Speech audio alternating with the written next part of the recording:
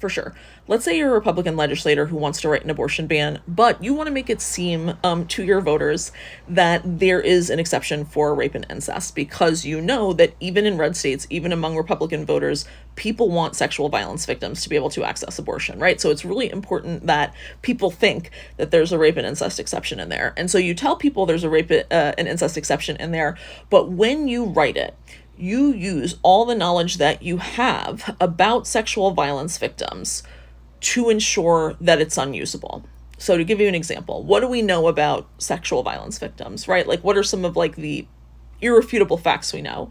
We know that in America, they don't report to the police, right? Vast majority of sexual violence victims will not report to the police because of the way that they are treated by the criminal justice system, because of understandable fears for lots of reasons. They don't report. So what do? You make it a requirement for your exception that anyone who wants an abortion who has been sexually assaulted needs to report to the police. So right off the bat, you're making it so that most victims are not going to be able to access this exception, right?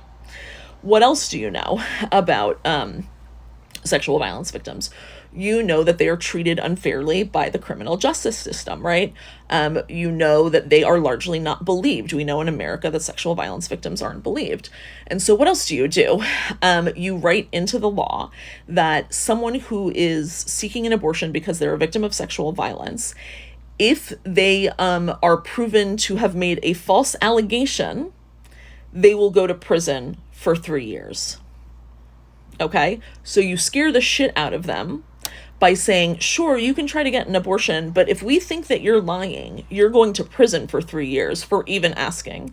And by the way, people have been accused of false allegations, false rape allegations, not because there was any proof that it was a false rape allegation, but because they decided not to press charges, because a single police officer just didn't believe them.